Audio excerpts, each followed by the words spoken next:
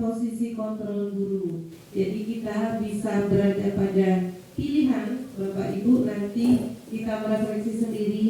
Ada 5 pilihan: 1 penghukum, 2 pembuat rasa bersalah, 3 sebagai teman, 4 pemantau, dan 5 sebagai manajer. Ini pertama tentang posisi penghukum. Ini terjadi kadang kita lihat dalam kehidupan kita sehari-hari ya. Jadi posisi penghukum ini ciri khasnya adalah ya, dia melakukan hukuman bisa berupa fisik atau verbal, kata-kata. Yang menjalankan posisi ini biasanya menjadikan alat atau sistem untuk menekan murid lebih dalam lagi.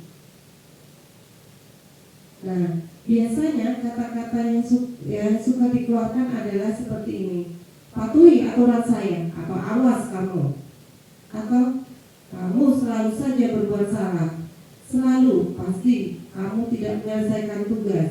Jadi kita berbuat atau berkata-kata dalam posisi ini, kita menghukum siswa. Kita berpikir bahwa hanya ada satu cara agar siswa tersebut menurut atau berhasil, yaitu dengan menekan mereka sedalam-dalamnya. Posisi ini disebut sebagai posisi penghukum. Cirinya adalah nada suaranya tinggi, matanya melotot, jarinya menunjuk-nunjuk dengan menghardik. Ini membuat psikologi siswanya tertekan. Ini apa konsekuensi yang akan dialami murid? Dia akan ada 2 posisi. Dia akan marah atau mendendam. Dia diam tapi dendam. Atau dia bersifat sebaliknya. Dia akan melawan dan agresif. Ya. Bagi anak yang ketika ditekan terus-menerus, tetapi dia tidak berani mengucapkan, yang ada adalah tersimpan di hatinya rasa marah dan mendendam. Bagi siswa yang ekspresif, ketika ditekan, yang terjadi adalah dia lebih agresif, dia lebih berani. Yang kedua yaitu pembuat rasa bersalah. Pada posisi ini, kita itu suaranya lebih lembut. Sama dengan penghukum. Penghukum dan pembuat rasa bersalah ini menunjukkan karakter tidak berhasil pada siswa. Tetapi pembuat rasa bersalah ini nadanya lebih lembut, ya. Terus contohnya, nah, kamu ini bagaimana ya? Kamu sudah janji loh dengan ibu tidak terlambat lagi. Kamu senang sekali ya mengecewakan ibu. Ibu benar-benar kecewa. Itu beberapa kalimat yang bisa diucapkan pada pembuat rasa bersalah. Memang suaranya lembut, hening, tetapi apa yang terjadi pada murid? Karena kata-kata kita yang kita merasa dikecewakan murid, maka murid akan merasa diri saya ini buruk. Saya sudah mengecewakan Bapak Ibu guru. Saya tidak merasa tidak berharga lagi. Itu perasaan yang timbul, ya. Ciri khasnya tadi suaranya memelas, halus, dan sedih. Tetapi efeknya sama. Ini sama-sama membuat murid tidak nyaman. Konsekuensi logisnya adalah murid merasa bersalah telah mengecewakan Bapak Ibu guru. Dia merasa telah menjadi orang yang gagal dan tidak sanggup memenuhi keinginan atau kebahagiaan orang lain. Ketiga yaitu posisi teman. Nah, ayolah, bagaimana sih kamu ini? Kemarin sudah janji loh, tapi sambil ketawa ngomongnya.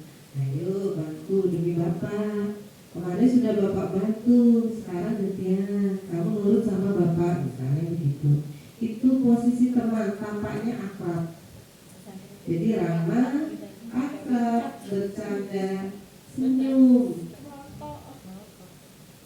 Nah, ada 2 dampaknya. Yang pertama, dampak positifnya, mungkin murid akan merasa senang dengan kita, terasa akrab. Tapi dampak negatifnya apa? Karena dia merasa nyaman dengan kita, maka dia merasa ada ketergantungan. Dia nurut sama kita karena kita dianggap temannya. Tetapi hal itu tidak berlaku untuk yang lain, guru yang lain, karena tidak dianggap sebagai temannya. Dia hanya menurut pada guru yang dianggap sebagai temannya dan merasa akrab. Akibat kontrol teman, Lisa hanya berbuat sesuatu bila guru tersebut yang menyuruhnya. Kalau guru lain belum mau. Nah, ini adalah akibat kontrol teman. Yang keempat, pemantau. Pemantau ini akan sanksi-sanksi atau konsekuensi yang dikatakannya. Nadanya tidak kasar ya, lebih santai, cuma dia selalu mengikuti aturan yang ada. Nada suaranya datar, bahasa tubuhnya formal. Memantau berarti mengawasi. Kita bertanggung jawab atas perilaku orang-orang yang kita awasi. Berdasarkan posisi pemantau selalu berpacu pada peraturan-peraturan atau konsekuensi yang sudah dibuat oleh sekolah. Ini contohnya. Lisa, tahukah kamu jam berapa kita mulai? Tahu Pak, kamu terlambat 15 menit. Kamu mengerti konsekuensinya? Paham Pak, saya harus tinggal kelas pada jam istirahat nanti dan mengerjakan tugas ketertinggalan.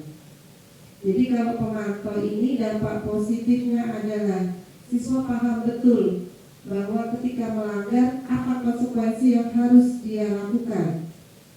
Ya, gurunya tidak menunjukkan emosi berlebihan. Terus dampak negatifnya tetap saja murid merasa tidak nyaman. Terus guru karena pemantau ini sifatnya tidak intrinsik keluar dari